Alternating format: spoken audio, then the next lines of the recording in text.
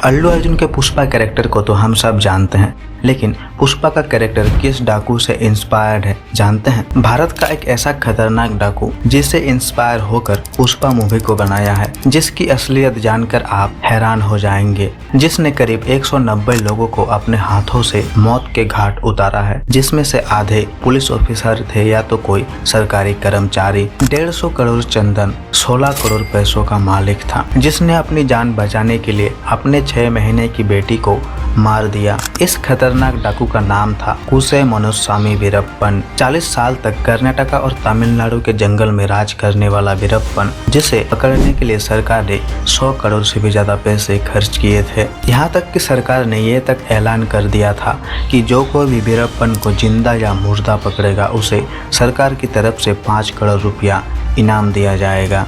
Pushpa movie में एक famous dialogue है, फायर नहीं वाइल्ड फायर हूँ मैं। लेकिन साउथ इंडिया के जंगलों में तब एक ही वाइल्ड फायर था, जिसका नाम था वीरप्पन, जिसका खौफ कर्नाटका और तमिलनाडु के जंगल के हर कोने कोने में था।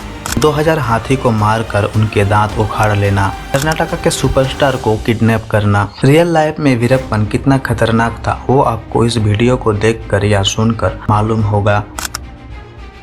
18 जनवरी 1952 कर्नाटका के एक गांव गोपीनाथन में जन्म हुआ वीरप्पन का। गरीब परिवार में पैदा हुआ वीरप्पन बचपन से ही पैसों के पीछे पागल था। वीरप्पन के पिता नॉर्मल खेती-बाड़ी करने वाले इंसान थे, लेकिन वीरप्पन के चाचा थे एक जंगली शिकारी। इस वजह से वीरप्पन अपने बाप से ज्यादा अपने चाचा को पसंद करता था और उनके साथ ही हमेशा जंगलों में घूमता रहता। बचपन से ही अपने चाचा के साथ जंगलों में घूमते घूमते वीरप्पन की पहचान होती है जंगल के कई और शिकारी और स्मगलर से, जिस वजह से 10 साल की छोटी उम्र में ही हाथी का शिकार करने लग जाता है वीरप्पन। ऐसे शिकार करते करते वीरप्पन का निशाना अचूक बन जाता है और सिर्फ 12 साल की उम्र में एक बेहतर शिकारी बन जाता है। और सिर्फ 17 साल की उम्र में वीरप्पन पहला खून करता है, वो भी एक फॉरेस्ट ऑफिसर का। अब वीरप्पन का हौसला 100 गुना बढ़ चुका था। अब वो अपने चाचा का साथ छोड़ देता है और सिर्फ 18 साल की उम्र में खुद की नई गैंग बनाता है। वीरप्पन की इतनी तेजी देखकर जंगल के बाकी शिकारियों की फट रही थी और वीरप्पन को अपने रास्ते से हटाने के लिए उन्होंने पुलिस के साथ हाथ मिलाया, जिस वजह से वीरप्पन की कई सारी बिजनेस डील कैंसिल हो रही थी या तो पुलिस के हाथों पकड़ी जा रही थी। पहले तो वीरप्पन को समझ में नहीं आ रहा था आखिर उसके साथ क्या हो रहा है। बाद में वो समझ जाता है और फिर शुरू होता है मौत का खेल। वीरप्पन जंगल के शिकारियों को एक एक करके मौत के घाट उतारने लगता है और सारे पुलिस वालों को अपने रास्ते से हटाता है। इसी तरह कर्नाटका के बाद तमिलनाडु के जंगल में भी वीरप्पन का खौफ बढ़ने लगा। खुद की गैंग को मजबूत बनाने के लिए वीरप्पन ने और नए 100 शिकारियों को अपनी गैंग में शामिल किया। अब कर्नाटका और तमिलनाडु के हर जंगल में सिर्फ वीरप्पन का ही राज चलता था। एक शिकारी का इतना खौफनाक रूप देखकर तमिलनाडु और कर्नाटका की सरकार हैरान थी। अब हर दिन हाथी के शिकार बढ़ते जा रहे थे और जंगलों में हाथी की संख्या भी दिन के दिन कम हो रही थी। ये सब देखकर दोनों राज्यों की सरकार फॉरेस्ट ऑफिसर की संख्या बढ़ा देती है और राज्यसभा में बिल पास करके हाथी के दांत से बने हर चीजों पर बैन लगा दिया। ये बिल पास होते ही हाथी दांत की डिमांड मार्केट में कम होने लगी। अब तक वीरप्पन समझ चुका था कि उसका ये गैरकानूनी धंधा और ज्यादा दिन नहीं चलने वाला। अब उसे दूसरा और कोई गैरकानूनी धंधा शुरू करना होगा। वो नया धंधा था चंदन का। भारतीय संविधान के अनुसार देश में जितने भी चंदन के पेड़ हैं उन पर सिर्फ राज्य सरकार का अधिकार है। कोई भी आम नागरिक चंदन के पेड़ को ना ही काट सकता है और ना ही बेच सकता है, क्योंकि चंदन के पेड़ की इंटरनेशनल मार्केट पर बहुत ज़्यादा डिमांड है और 1 केजी चंदन 15 से 20 हज़ार में बिकता है। वीरप्पन इन सब कानूनों का मजाक उड़ाते हुए चंदन स्मगलिंग का नया धंधा शुरू किया। इंटरनेशनल मार्केट में चंदन सप्लाई करने लगा। ये खबर जानते ही तमिलनाडु और कर्नाटका सरकार की नींद उड़ जाती है। फॉरेस्ट ऑफिसर की टीम जंगलों में तो जाती है वीरप्पन को पकड़ने, लेकिन कभी लौट के वापस नहीं आती, क्योंकि वीरप्पन उन्हें वहीं पर मार कर गाड़ देता था। वीरप्पन के इस मौत के खेल को रोकने के लिए पुष्पा मूवी के शिखावत की तरह एंट्री लेते हैं IFS ऑफिसर पी श्रीनिवास। फिर शुरू होता है चूहे बिल्ली का खेल। 3 साल की कड़ी मेहनत के बाद IFS officer P Srinivas Veerappan को पकड़ने में कामयाब हो जाते हैं, लेकिन पुलिस वीरप्पन को ज्यादा देर तक रोक नहीं पाई। वीरप्पन पुलिस के हाथों से भाग निकलने में कामयाब हो जाता है। इस इंसिडेंट के बाद काफी गुस्से में था और वो बदला लेने की ठान लेता है। साल 1987 में चिदम्बरम नाम के एक IFS ऑफिसर को वीरप्पन किडनैप करता है और उसे मारकर सरकार के पास ये संदेश पहुंचाता है कि जो कोई उसके रास्ते का कांटा बनेगा उसका हाल भी ऐसा ही होगा। इस धमकी के बाद भी पी श्रीनिवास पीछे नहीं हटते और नई चाल चलते हैं। तब पुलिस वीरप्पन का ठिकाना जानने के लिए आसपास के गांव के लोगों को 3rd डिग्री टॉर्चर करती थी ताकि कोई वीरप्पन के बारे में सच उगल दे। पर पी श्रीनिवास ने कुछ अलग तरकीब सोची। उसने गवर्नमेंट के पैसों से गांव वालों को पानी की सुविधा, अच्छे स्कूल की सुविधा और बेकार लोगों को काम दिलाने का वादा किया। यहाँ तक कि वीरप्पन की बहन मारी को भी पी श्रीनिवास ने एक दवा की दुकान पर काम दिलाया था। इसी तरह पी श्रीनिवास गांव वालों के करीब आता गया और वीरप्पन के कई ठिकानों का पता लगाया। वीरप्पन की छुपने की जगह, बिजनेस डील की लोकेशन सब सामने आने लगा, जिस वजह से वीरप्पन की कई बिजनेस डील कैंसिल हो रही थी। उसके ग्रुप के कई मेंबर पकड़े जा रहे थे। IFS officer P Srinivas Veerappan के रास्ते का कांटा बन चुका था और वीरप्पन उसे किसी भी तरह हटाना चाहता था। फिर अचानक एक दिन वीरप्पन की बहन मारी खुदकुशी कर लेती है। गांव वालों का कहना था मारी के साथ पी श्रीनिवास का नाजायज संबंध था और मारी प्रेग्नेंट थी, लेकिन श्रीनिवास ने बच्चे की जिम्मेदारी लेने से मना कर दिया। इस बदनामी के डर से मारी ने खुदकुशी कर ली। इस इंसिडेंट के बाद वीरप्पन का गुस्सा 100 गुना बढ़ चुका था और वो किसी भी तरह पी श्रीनिवास को मारना चाहता था। एक दिन वीरप्पन प्लानिंग करता है। वो अपने छोटे भाई अर्जुना को श्रीनिवास के पास भेजता है। अर्जुना श्रीनिवास को बताता है कि वीरप्पन सरेंडर करना चाहता है, लेकिन ये भी नहीं चाहता कि उसका कोई साथी अरेस्ट हो। इसलिए वीरप्पन अकेले जंगल में रहेगा और श्रीनिवास को अकेले जाकर उसे अरेस्ट करना होगा।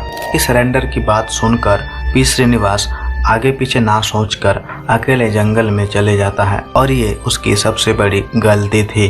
वीरप्पन श्रीनिवास को उसी जंगल में मार देता है और उसका गला काटकर 3 दिन तक फुटबॉल खेलता है और उसके बाकी के शरीर को पुलिस स्टेशन भेज देता है। जी हाँ, इतना खतरनाक था वीरप्पन। साल 1991 श्रीनिवास को मारने के बाद वीरप्पन शेर जैसा खूंखार बन चुका था, जिसे खुले में छोड़ना तमिलनाडु और कर्नाटका दोनों स्टेट की सरकार के लिए भारी पड़ सकता था। वीरप्पन को पकड़ने के लिए दोनों राज्यों की सरकार मिलकर एक STF यानी स्पेशल टास्क फोर्स का गठन करती है। STF ने वीरप्पन के कई साथियों को इनकाउंटर में मार गिराया, कई बिजनेस डील्स को रंगे हाथों पकड़ा, लेकिन कोई भी वीरप्पन को पकड़ने में कामयाब नहीं हो पाया। वीरप्पन के साथियों को मारना STF के लिए सबसे बड़ी गलती साबित होती है। एक दिन वीरप्पन ने लैंडमाइन बिछाकर STF के चीफ समेत और 22 ऑफिसर्स को मौत के घाट उतार देता है। यहाँ तक कि सरकार की रिक्वेस्ट पर BSF को भी आना पड़ा था, लेकिन BSF भी कामयाब नहीं हो पाई वीरप्पन को पकड़ने में। साल 1993 पुलिस वीरप्पन की वाइफ मुथुलक्ष्मी को अरेस्ट करती है, लेकिन सबूतों की कमी की वजह से उसे छोड़ देना पड़ता है। इसी तरह कई साल बीत गए। इस दौरान वीरप्पन अपनी पब्लिसिटी और पॉपुलैरिटी को बढ़ाने के लिए 1996 से लेकर 1997 तक कई बड़े बड़े एक्टर्स को किडनैप करता है और उन्हें फिरौती के बदले छोड़ देता है। फिर 2002 में जयललिता तीसरी बार कर्नाटका की मुख्यमंत्री बनती हैं। जयललिता पावर में आते ही समझ जाती है अगर उन्होंने कर्नाटका के लोगों को वीरप्पन के हाथों से मुक्ति दिला दी तो वो और भी कई इलेक्शन में जीत सकती हैं और इस पद में रह सकती हैं। जयललिता उस टाइम के सबसे खतरनाक IPS ऑफिसर के विजय कुमार को STF का चीफ बनाती हैं और यहाँ से शुरू होता है वीरप्पन का अंत का खेल। वीरप्पन को जिंदा या मुर्दा पकड़ने का ऑर्डर मिलते ही के विजय कुमार IPS NK सेंथामराय के साथ मिल जाते हैं और गहरी से गहरी इन्वेस्टिगेशन शुरू करते हैं। हर छोटी से छोटी इन्फॉर्मेशन पर गौर किया जाता है। एक दिन विजय कुमार ऑफिस में बैठकर वीरप्पन की वीडियो फुटेज देख रहे थे, तभी वो एक वीडियो देखकर चौंक जाते हैं। वो देखते हैं वीरप्पन एक न्यूज़पेपर पढ़ने की कोशिश कर रहा है, लेकिन आँख में कुछ प्रॉब्लम होने की वजह से वो पढ़ नहीं पा रहा। ये देखते ही विजय कुमार अपने इन्फॉर्मर को इस बात की जानकारी जुटाने लगा देता है। करीब 15 से 20 दिन बाद इन्फॉर्मर बताता है कि वीरप्पन की आंखों में छाले पड़ गए हैं और वो तुरंत ऑपरेशन करवाना चाहता है। विजय कुमार अपने दोनों इन्फॉर्मर को बताता है जिस दिन भी वीरप्पन जंगल से बाहर जाएगा ऑपरेशन करवाने, उस दिन का पता पुलिस को पहले से चलना चाहिए। इसके कई महीने बाद इन्फॉर्मर विजय कुमार को बताते हैं 18 नवंबर 2004 को वीरप्पन जंगल से बाहर जाएगा सालेम के एक हॉस्पिटल में ऑपरेशन करवाने। विजय कुमार समझ गए थे यही एक बेहतर मौका है वीरप्पन को पकड़ने का, क्योंकि जंगल के अंदर वीरप्पन को पकड़ना नामुमकिन है। दूसरी तरफ वीरप्पन जंगल से कैसे बाहर निकलेगा उसकी तैयारी कर रहा था और इस काम के लिए उसने एम्बुलेंस को चुना, क्योंकि एम्बुलेंस में एक साथ कई लोग आ जा सकते हैं। लेकिन वीरप्पन को यह नहीं मालूम था कि एम्बुलेंस में रहने वाले 2 हॉस्पिटल के कर्मचारी एसटीएफ के ऑफिसर्स हैं और ये सभी एसटीएफ की प्लानिंग है।